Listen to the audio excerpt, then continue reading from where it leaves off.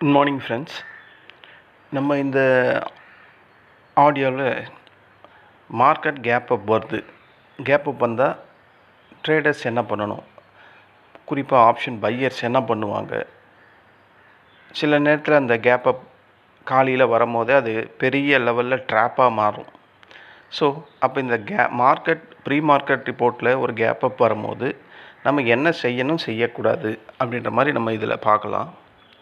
காலையில் 9:15 market open ஆகுது. நேற்று நிஃப்டி 50 ஒரு 25,000 க்ளோஸ் ஆகுது அப்படின்னு வச்சிங்களேன். இன்றைக்கி காலையில் ஏன் நம்ம நேற்று நடந்த நிகழ்ச்சியை பார்க்கலாமே.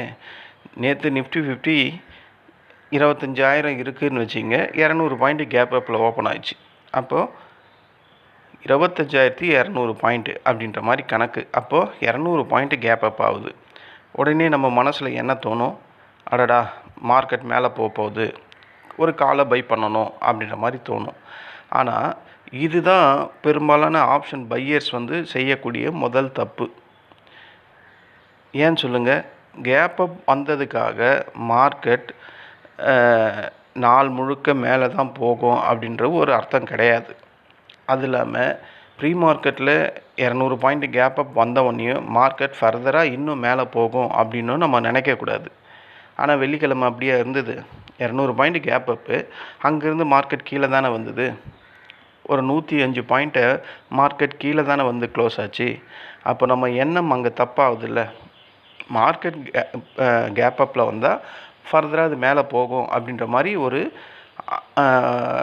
அர்த்தமே மார்க்கெட்டில் கிடையாது. அப்போது மார்க்கெட்டில் கேப் அப் வந்தால் நம்ம என்ன செய்யணும் செய்யக்கூடாது அப்படின்ற மாதிரி, எப்போ என்ட்ரி எடுக்கணும் அப்படின்ற மாதிரி இந்த ஆடியோவில் பார்க்கலாம். முதல்ல கேப் அப்னா என்ன, அது முதல்ல நமக்கு தெரியணும்ல. கேப் அப்னா இன்றைக்கான ஓப்பனிங் ப்ரைஸ் நேற்று க்ளோசிங் ப்ரைஸை விட மேலே ஓப்பன் ஆகிறது தான் கேப் அப். உதாரணம் அதான் ஆல்ரெடி சொன்னேன். நிஃப்டி 50 ஒரு 25,000 நேற்று முடிஞ்சிருக்கு. இன்றைக்கி ஓப்பன் ஆகும்போது 25,200ன்னு ஓப்பன் ஆகுது. அப்போது இந்த 200 பாயிண்ட்டு தான் கேப் அப்பு. இந்த கேப் அப் ஏன் நடக்குது, அது ரொம்ப பேருக்கு தெரிஞ்சிருக்கும், பிகினருக்கு தெரிஞ்சிருக்க வாய்ப்பில்லை. இருந்தாலும் நம்ம அது ஏன் நடக்குது அப்படின்ற மாதிரி சொல்லுவோம். ஏன்னா நமக்கு காலையில் ட்ரேட் ஆகுது. இந்த ட்ரேடிங்கோட மதர் கண்ட்ரி அப்படின்னா அது யூஎஸ் மார்க்கெட் தான். அந்த யூஎஸ் மார்க்கெட் நைட்டில் ட்ரேட் ஆகும். அப்போ அவன் புல்லிஷில் முடிஞ்சானா நமக்கு இங்கே கேப் அப் சான்சஸ் அதிகம். அவன் பியரிஷில் முடிஞ்சானா நமக்கு கேப் டவுன் சான்சஸ் அதிகம். ஓகேங்களா. அது இல்லாமல் இன் பிட்வீன் டைமில் ஏதாவது பாசிட்டிவ் நியூஸ் வரலாம், இந்தியா சம்மந்தமாக இல்லை வேர்ல்டு மார்க்கெட் சம்மந்தமாக, மார்க்கெட்டுக்கு சம்மந்தமான ஏதாவது ஒரு பாசிட்டிவ் நியூஸ் வரலாம். நம்ம இந்தியாவில் ஆர்பிஐ அனௌன்ஸ்மெண்ட் வரலாம், இல்லை கவர்மெண்ட் சம்மந்தமான நியூஸஸ் ஏதாவது வரலாம், இல்லைன்னா யூஎஸ்லேருந்து ரிசர்வ் பேங்க், நம்ம இது ஆர்பிஐ மாதிரி அவங்களது ஒரு அமைப்பு இருக்குது. நம்மளது ரிசர்வ் பேங்க் ஆஃப் இந்தியா அப்படின்ற மாதிரி. அது மாதிரி அவங்களுக்கு நல்ல பேர் டக்குன்னு வராது. அவங்களுக்கும் ஒரு அமைப்பு இருக்குது. அந்த அமைப்புலேருந்து ஏதாவது ஃபெட் ரேட் கட்டு, அதுலேருந்து ஏதாவது ஒரு நியூஸஸ் வந்தால் மார்க்கெட் பெரிய பாசிட்டிவில் முடியலாம். அப்படியே அது நெகட்டிவாக இருந்தால் பெரிய மைனஸ்லேயே முடியலாம். ஸோ ஃபாரின் இன்வெஸ்டர்ஸ் என்ன பண்ணுவாங்க, அங்கே யூஎஸ் மார்க்கெட்டில் ஏதாவது ஒரு நல்ல நியூஸஸ் இருந்தால் இந்தியாவில் பை பண்ணுறதுக்கான வாய்ப்பு இருக்குது. ஓகேங்களா.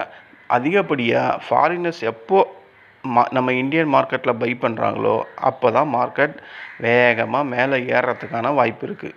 நம்ம எத்தனை வாட்டி இந்த டொமஸ்டிக் பை பண்ணுறதை பார்க்குறோம், கண்டினியூஸாக பை தான் பண்ணுறாங்க. ஏன் மார்க்கெட் ஏற மாட்டுது?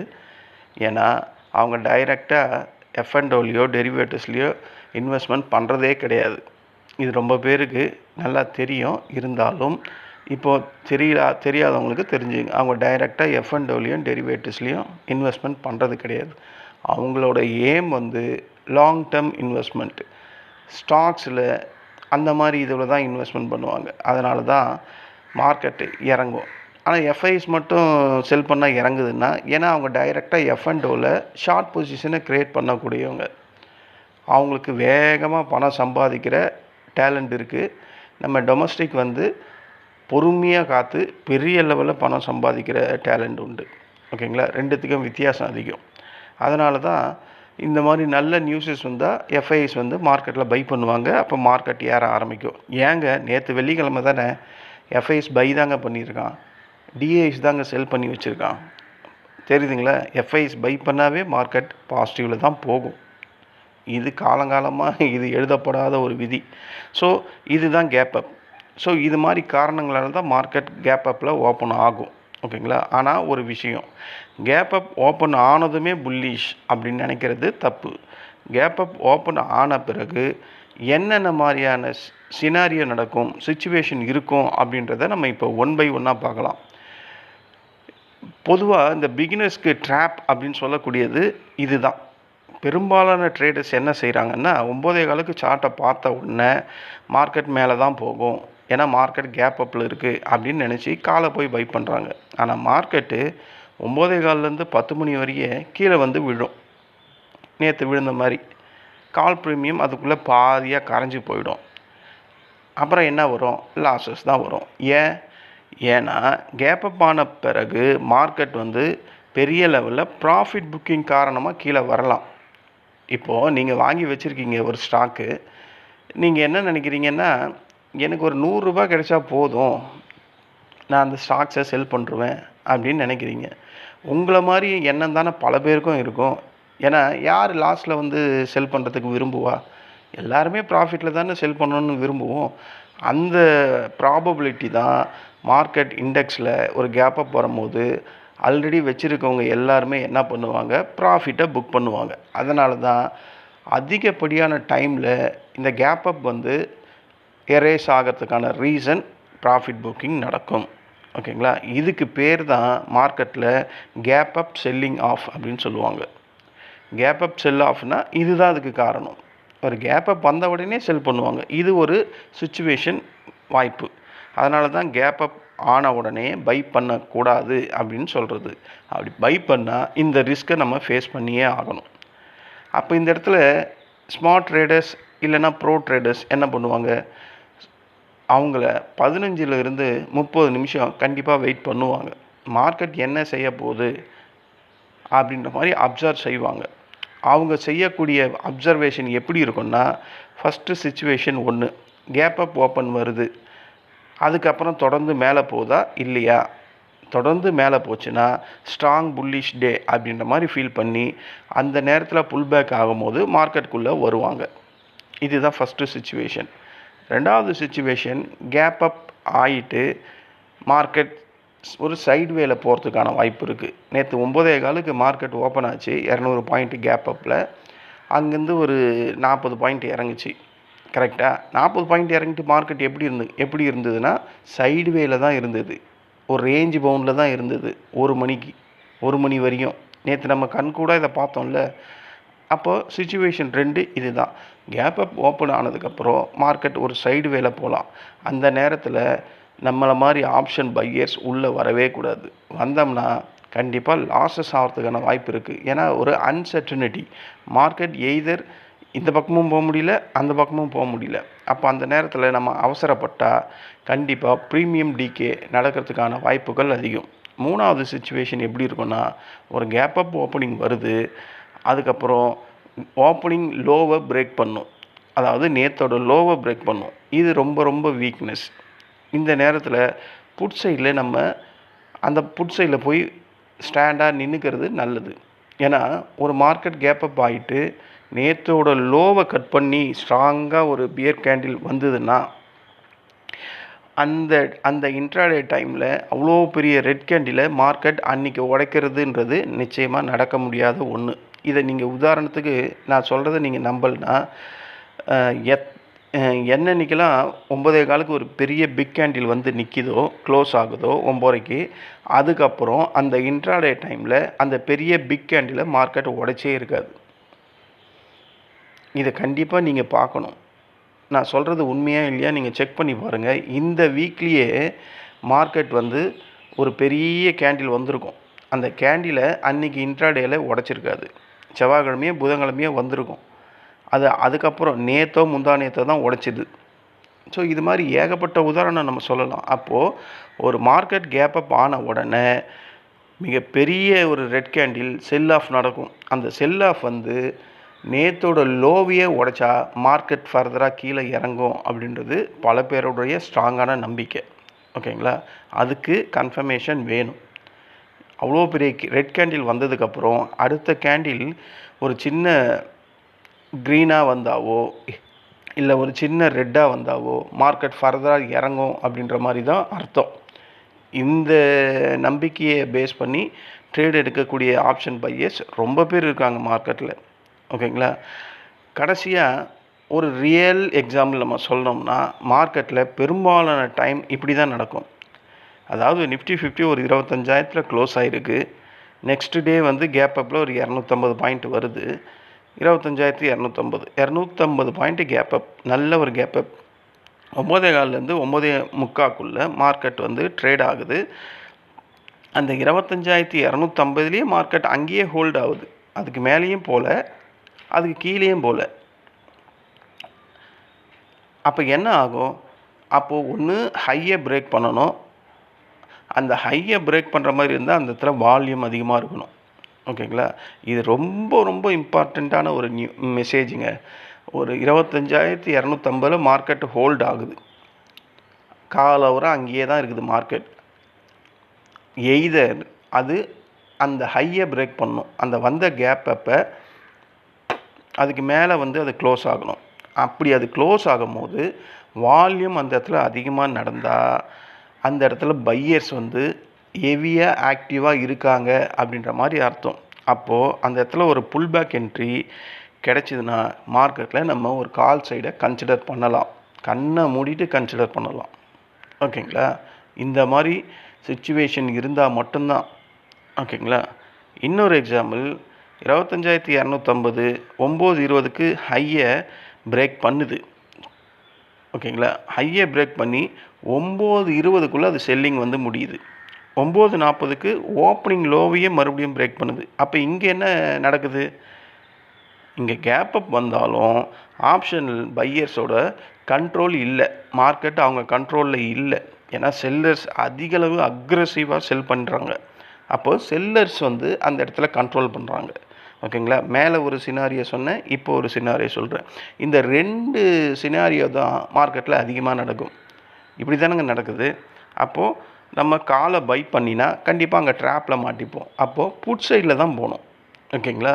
இது எல்லாமே ஒரு எஜுகேஷன் பர்பஸ்க்காக தான் சொல்கிறேன். இது வந்து ஒரு ட்ரேடிங் ரெக்கமெண்டேஷன் மெசேஜஸ் எல்லாம் கிடையாது. ஓகேங்களா? ஒரு டிஸ்க்ளைமர். இது வந்து நம்ம ரெகுலராக ட்ரேடிங் பண்ணும்போது நம்ம பார்க்கக்கூடியது. ஆனால் விஷயம் தெரிஞ்சவங்க நான் சொன்ன மாதிரி பார்ப்பாங்க. புதுசாக வர பையர்ஸ் வந்து ஏனோ தானோன்னு ட்ரேட் பண்ணுவாங்க. ஸோ அவங்களையும் ஒரு அலர்ட் பண்ணணும் அப்படின்றதுக்காக தான் நான் இந்த கேப் அப் வந்தால் என்னென்ன மாதிரி மார்க்கெட்டில் நடக்கும், நம்ம எப்போ என்ட்ரி பண்ணணும், நம்ம எப்போ ஒரு காலை கன்சிடர் பண்ணணும், ஒரு புட்டை கன்சிடர் பண்ணணும் அப்படின்ற மாதிரி சொல்கிறேன். ஓகேங்களா? கோல்டன் ரூல் அப்படின்னு ஒன்று நம்ம வச்சுக்கணும். கேப் அப் வந்த உடனே போய் காலையோ புட்டையோ பை பண்ணவே கூடாது ஃபஸ்ட்டு. ரெண்டாவது வந்து ஃபோமோ ஆகவே கூடாது. ஃபியர் ஆஃப் மிஸ்ஸிங் அவுட் அப்படின்றது வரவே கூடாது.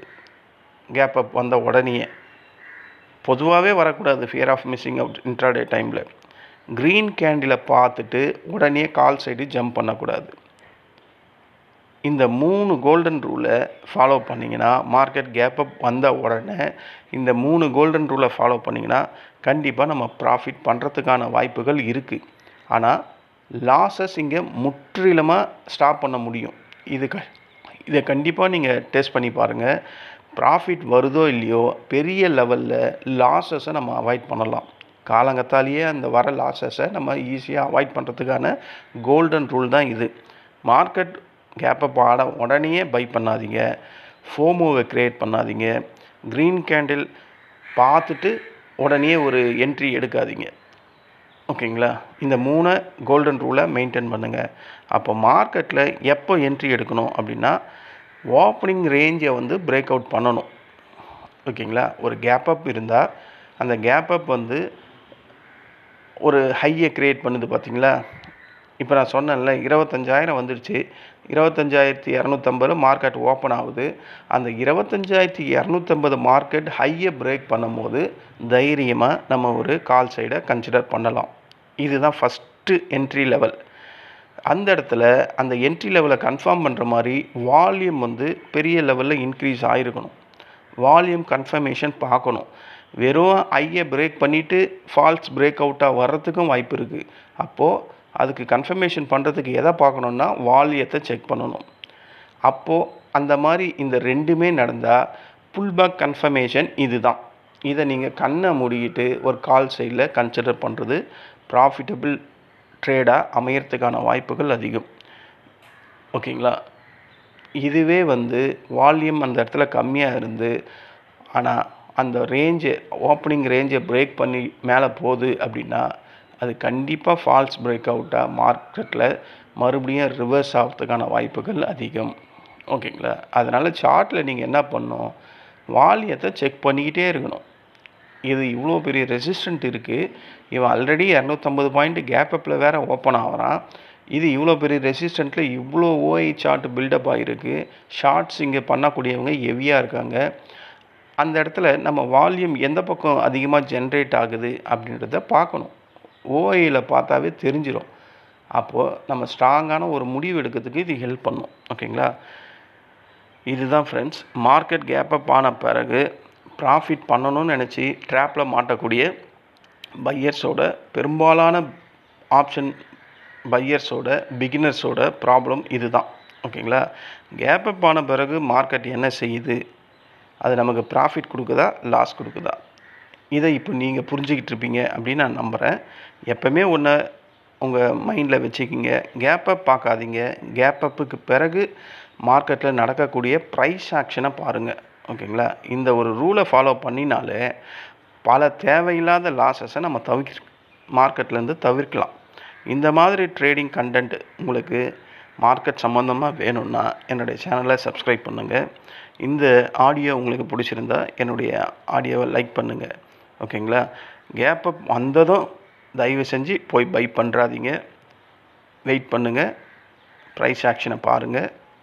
அதுக்கப்புறம் ஒரு 1/4 ஹவர் கழிச்சோ இல்லை 1/2 ஹவர் கழிச்சோ மார்க்கெட் என்ன சொல்லுது, நான் சொன்ன இந்த சினாரியோஸ் இந்த சிச்சுவேஷனில் மார்க்கெட் இருந்தால் நான் சொன்ன இந்த பிரின்சிபலை ஃபாலோ பண்ணிங்கன்னா பெரும்பாலான டைமில் ப்ராஃபிட் பண்ணுறதுக்கான வழி தான் இருக்கே கண்டி லாஸ் வர்றதுக்கு வாய்ப்பே இல்லை அப்படின்னு சொல்லி இந்த ஆடியோவை முடிக்கிறேன். நன்றி, வணக்கம்.